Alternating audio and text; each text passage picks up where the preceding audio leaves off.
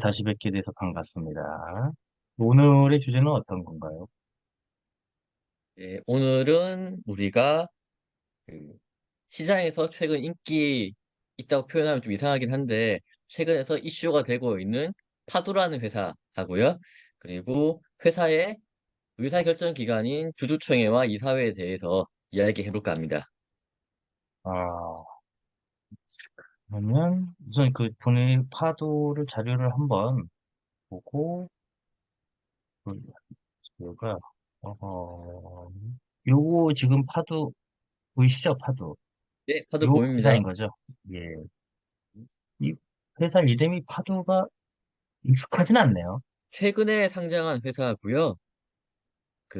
이틀 연속 하루는 하한가, 이튿날도 뭐 거의 하한가에 가까운 그런 주가 하락이 있었고, 그러다 보니 사람들이 장난 삼아서 파도 파도 끝이 없다고 그렇게 표현을 하고 있습니다.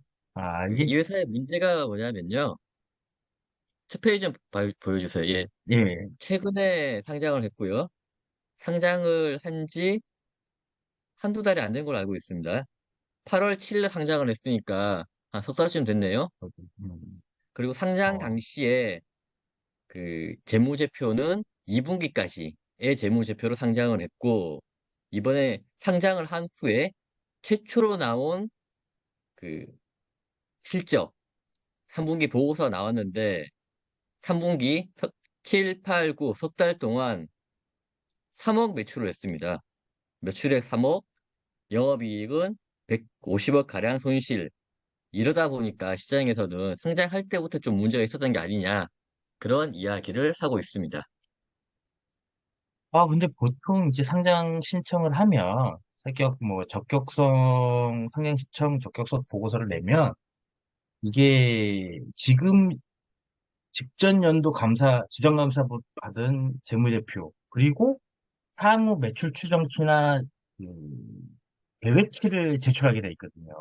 최소한 1, 2년. 근데 거래소는 그걸 받아보고, 반년 정도는 그 심사라는 걸로 기다려요. 예를 들어서 3월 달에 감사 보고서가 나와가지고 3월 달에 신청을 하면 향후 계획을 쓰면 최소한 그 신청한 연도에 반기 보고서, 반기 전에 신청을 했으면 반기 보고서 나온 것과 얘들이 상장 신청을 했을 때의 예측치와 비교를 한 다음에 어느 정도 비슷해져야 승인을 떨어뜨려 주거든요. 근데 제가 봤을 때도 이런 것들이 됐던 것 같은데, 분명히 우파도도 그렇게 진행을 한 것 같은데, 매출 3억이면은 많이 심각하네요. 이거 원래 그 전년도의 매출이 원래 작았나요? 그래서 다음 페이지 한번 봐주시면요. 자, 이번 3분기의 매출이 3억, 작년 3분기의 매출액이 140억 정도, 그리고 3분기까지 누계가 330억 정도가 나와 있습니다. 올해는 180억이고요. 영업이익은, 자, 올해는 148억 손실, 작년에는 약 10억가량 손실, 그리고 순이익단으로 가게 되면 올해는 143억 손실, 작년에는 435억 손실, 이렇게 되어 있고, 누적으로 보면 가관이죠. 작년에 누적으로 단기 순 손실이 2,300억입니다. 이게 왜 이렇게 되냐면요.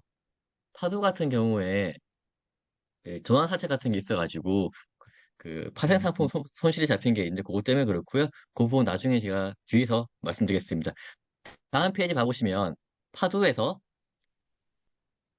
지금 오늘 보여드리는 자료는 증권신고서에 있는 내용인데, 최근 3개년도 재무제표 요 정보 같은 경우에는 증권신고서에 있던 내용입니다. 매출액을 보시게 되면 2020년도에 7억, 2021년도에 3천만 원. 여기 좀 이상하죠? 그리고 2022년도에, 그리고 이번 1분기에 2억 가까이가 매출이 발생을 했습니다. 매출이 이렇게 중요한 건 아닌데요. 근데 아래 단락을 보게 되면 최근에 이제 이렇게 매출은 안 좋지만 2024년부터 좋아질 거다, 그리고 기대를 한다, 이렇게 제출을 했고요. 그 다음 페이지 보시면 이제 추정 손익계산서가 나오는데, 2023년도에 갑자기 1,200억, 24년도에 3,700억, 25년도에 6,200억을 매출을 하겠다라고 하고요. 그리고 영업이익은 100억, 900억, 1,800억 이렇게 예상을 한다라고 제시를 했고 이걸로 상장을 했습니다. 이게 물론 추정이기 때문에 맞다 안 맞다고 할 수는 없고 회사는 이렇게 본다, 기대를 하고 있다라고 봐야 되고요. 그래서 이제 금감원이나 거래소에서도 이런 추정 손익 계산서 추정하고 있는 실적에 대해서 가지고 와라, 기재를 해라, 그리고 투자자들이 보고 판단할 수 있게 하라 이렇게 하는 거지. 이 수치에 대해서 실제로 검증한다 내지는 이거 맞다 아니다 판단해 주진 않는다라는 게 금감원과 거래소의 입장입니다. 우선 23년도에 영업이익이 1억 원 정도, 1억 1,100만 원 정도를 예상을 했던 거네요. 상장하는 첫 해년도, 상장하는 첫 네. 해년도에 흑자 전환될 것이다. 영업이익하고 당기순이익도. 근데 네. 까봤더니 이렇게 되진 않고 있는 상황인 거겠네요. 네, 네, 맞습니다. 그래서 뒤에 보면 증권신고서에 나와 있는 내용들인데요. 이렇게 실적이 안 좋지만 우리는 앞으로 좋아질 거고, 다만 제일 밑에 단락 보게 되면 볼드체 굵게 표시해 놓은 제일 마지막 부분 있죠. 투자자께서는 투자 판단 시 유의해라. 매출이 증가할 가능성이 있지만 감소할 가능성도 있고, 그리고 인건비와 투자비가 면서 수익성이 악화될 수 있다. 요걸 알고 투자해라. 라고 적어 놨기 때문에 이걸 가지고 회사가 뭐 잘못을 했다. 라고 하기는 굉장히 어려운 그런 상황입니다. 그 다음 페이지 한번 봐보시면요. 더 명확하게 적어 놨습니다. 2020년도에 순손실 800억, 21년도에 450억, 2022년도에 2,300억 가량의 순손실이 발생했다. 매출액이 증가했지만 손실이 커졌고, 이거는 상환 전환 우선주와 전환 사채를 그 평가를 하다 보니까 회사의 가치는 높아지고 전환하면서 얻게 되는 이익이 커지다 보니 이걸 손실로 잡아서 그런 거다. 그래서 평가 손실로 잡은 거다. 라고 명확하게 기재를 해놨습니다. 그래서 회사에선 친절하게도 각 항목별로, 그러니까 그 회차별로 발행해 놓은 전환사채와 상환전환 우선주에 대해서 얼마가 손실 나 있는지에 대해서, 평가 손실 나 있는지에 대해서 기재를 해놨고요. 음, 이걸 보시게 되면 이대로, 그러니까 평가 당시의 회사 가치이기 때문에 받아간 사람들은 대박이 났다라고 볼 수가 있겠습니다.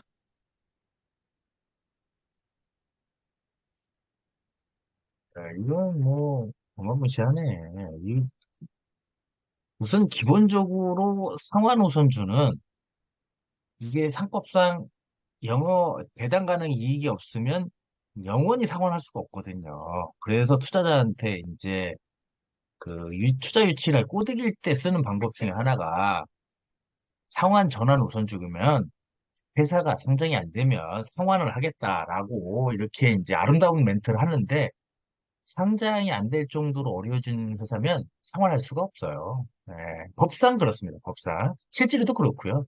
그렇기 때문에 상환 우선주는 다 이제 뭐 보통주로 하는 거고 그럼 이거 받아간 사람들은 대박이 났겠네. 이 그리고 회사는 지금 예, 상장이 되어 있으니까 받아간 사람 대박이 났고, 이 상장할 때도 밸류에이션 논란이 좀 있었거든요. 되게 비싸게 밸류에이션 해가지고 많이 받아가는 거 아니냐 논란이 있었기 때문에 정말 받아간 사람도 대박이 난 건 맞는 것 같습니다.